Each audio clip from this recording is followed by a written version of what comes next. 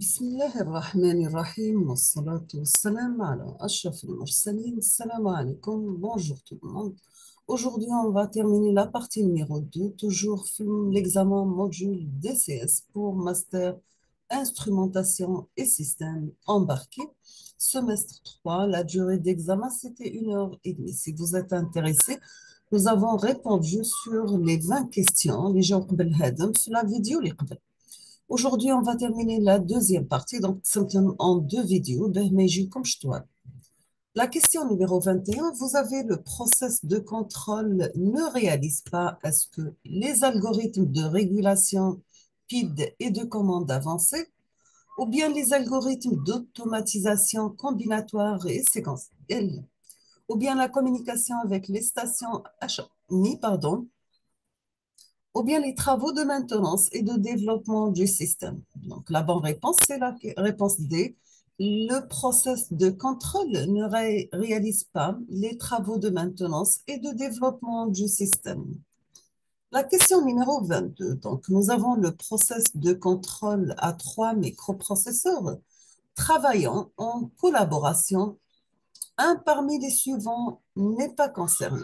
Est-ce que le processeur de traitement, ou bien un microprocesseur de communication avec les HMI, ou bien un microprocesseur d'archivage, ou ce qu'on appelle le historien, ou bien un microprocesseur de communication avec interface entrée-sortie. Donc, la bonne réponse, c'est que le process de contrôle à trois microprocesseurs travaillant en collaboration, un parmi les suivants n'est pas concerné, ou le microprocesseur d'archivage, ce qu'on appelle le historien.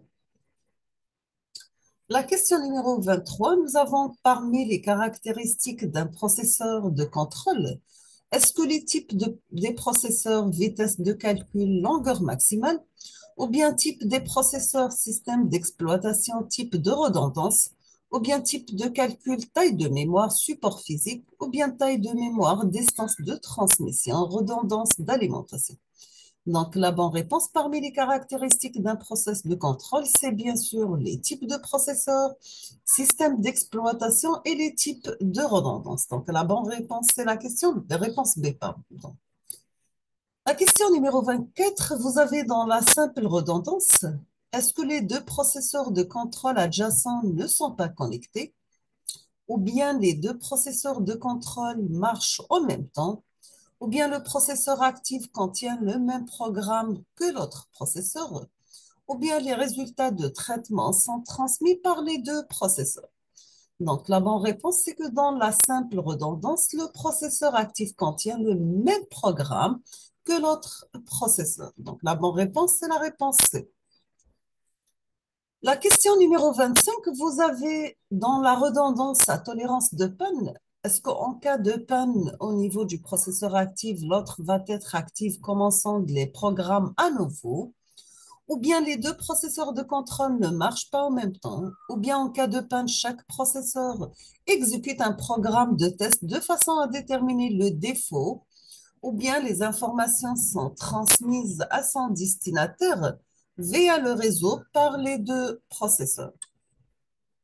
Donc, la bonne réponse, c'est que dans la redondance à tolérance de panne, en cas de panne, chaque processeur va exécuter un programme de test de façon à déterminer le défaut.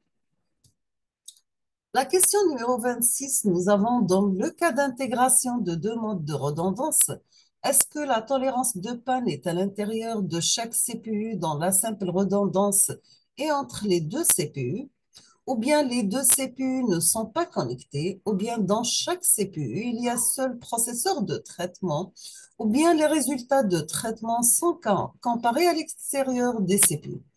Donc, la bonne réponse, dans le cas d'intégration de deux modes de redondance, nous avons que la tolérance de panne est à l'intérieur de chaque CPU, dans la simple redondance et entre les deux CPU. La question numéro 27, nous avons le réseau de contrôle va relier entre les différents systèmes et les différentes stations, ou bien les différents systèmes et les différentes cartes d'entrée-sortie, ou bien seulement les stations de contrôle et les stations en machine, ou bien tous les systèmes, les stations et les cartes d'entrée-sortie. Donc, la bonne réponse, Le réseau de contrôle va relier entre les différents systèmes et les différentes stations. La question numéro 28, nous avons le réseau de contrôle ne transmet pas l'information suivante. Est-ce que les alarmes produites au niveau des processeurs de contrôle, ou bien les informations de visualisation et d'historique, ou bien les signaux industriels standards, ou bien les modifications et les développements d'ingénieurs? La bonne réponse, c'est que le réseau de contrôle ne transmet pas l'information suivante, c'est les signaux industriels standards. La question numéro 29, vous avez parmi les tâches des stations HMI le traitement en temps réel et l'archivage de données, ou bien l'adaptation des signaux et la conduite du procédé, ou bien les travaux de maintenance et le développement du système, ou bien l'impression des données et la communication avec les cartes d'entrée-sortie. Donc, la bonne réponse, parmi les tâches des stations HMI, nous avons les travaux de maintenance et le développement du système. La question numéro 30, vous avez la station de conduite ne permet pas l'accès aux synoptiques, ou bien les faces avant, ou bien les vues d'alarme et les vues de courbe, ou bien les outils d'analyse et de configuration du système. Donc, la bonne réponse, c'est que la station de conduite, ne permet pas l'accès aux outils d'analyse et de configuration des systèmes. La question numéro 31, parmi les tâches d'une station de conduite, est-ce que c'est la configuration des boucles de régulation, ou bien la gestion des alarmes, ou bien la configuration des synoptiques, ou bien la configuration des stations de contrôle? Donc, la bonne réponse, parmi les tâches d'une station de contrôle, c'est bien sûr la gestion des alarmes. La question numéro 32, vous avez une des caractéristiques suivantes ne concerne pas la station HMI. Est-ce que les types de systèmes d'exploitation, ou bien le volume de disque dur, ou bien la dimension d'écran, ou bien le nombre maximal de blocs de programmation? La bonne réponse, c'est une des caractéristiques suivantes ne concerne pas la station HMI, c'est bien le nombre maximal de blocs de programmation. La question numéro 33, on vous demande de cocher la fausse expression. La première, vous avez généralement les processeurs de contrôle utilisent comme un système d'exploitation. Ou bien deuxièmement, les HMI utilisent comme un système d'exploitation Unix ou bien Windows. Troisièmement, Unix est avantageux par rapport à Windows de point de vue sécurité et simplicité. Ou bien les gestionnaires de visualisation sont des logiciels exécutés par les HMI. Donc, la bonne réponse, la fausse expression, c'est que Unix est avantageux par rapport à Windows de point de vue sécurité et simplicité. La question numéro 34, on vous demande de cocher l'expression correcte. Est-ce que le niveau d'ingénieur a la totalité des tâches d'exploitation des HMI, ou bien le niveau opérateur a plus de tâches d'exploitation des HMI que l'ingénieur, ou bien les logiciels applicatifs sont les logiciels incluant les outils de maintenance et de développement du système, ou bien les systèmes d'exploitation Unix et Windows sont des systèmes temps réel. Donc, l'expression correcte, c'est bien le niveau ingénieur à la totalité des tâches d'exploitation des HMI. La question numéro 35, on vous demande de cocher la fausse expression. Est-ce que la première, la FBM 201, c'est une carte d'entrée de Foxborough, ou bien le réseau d'entrée-sortie du DCS Foxborough est nommé VNet, ou bien le DCS du Yokogawa et Kenton, ou bien le DCS Foxborough et interface euh, input-output série. Donc, la fausse expression, c'est que le réseau d'entrée-sortie du DCS Foxborough est nommé VNet.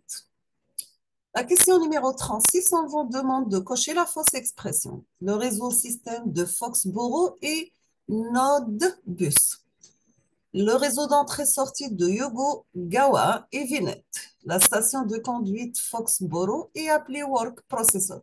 Ou bien la station d'application est appelée application processeur. Donc, la fausse expression, c'est B, c'est le réseau d'entrée-sortie de Yokogawa et Venet. La question numéro 37, cochez la fausse expression. Le DCS est moins cher que le PLC, ou bien le DCS est plus ouvert que le PLC, ou bien la redondance est une notion optionnelle pour le PLC, ou bien la redondance est une notion nécessaire pour le DCS. Donc, la fausse expression, c'est la première, c'est que le DCS est moins cher que le PLC. 38, cochez l'expression correcte. Premièrement, nous avons le DCS est préférable pour le contrôle des usines de fabrication par l'eau, ou bien le PLS est préférable pour le contrôle des usines de fabrication par fluide, ou bien le PLS est programmable dans le DSC est configurable, ou bien le DCS est un système centralisé. Donc, l'expression correcte, c'est C. C'est le PLC est programmable dans le DCS et configurable. 39, cochez la fausse expression. Vous avez premièrement PLC a une architecture simple par rapport à DCS. Deuxièmement, le PLC a un nombre limité des entrées-sorties par rapport à DCS. Troisièmement, PLC remplace la logique câblée et les armoires à relais, ou bien le DCS est utilisé pour la sécurité dans le PLC et pour le contrôle. La fausse expression, c'est que le DCS est utilisé pour la sécurité dans le PLC pour le contrôle. 40e question, on vous demande de cocher l'expression correcte. Premièrement, le temps des réponses DCS est moins que le PLC, ou bien le DCS est conçu essentiellement pour l'automatisation, ou bien le PLC est conçu essentiellement pour la régulation. Et dans le DSCS, l'interaction avec l'utilisateur est plus que dans le PLC. Donc, l'expression correcte, oui, bien sûr, dans le DCS, l'interaction avec l'utilisateur est plus que dans le cas de PLC.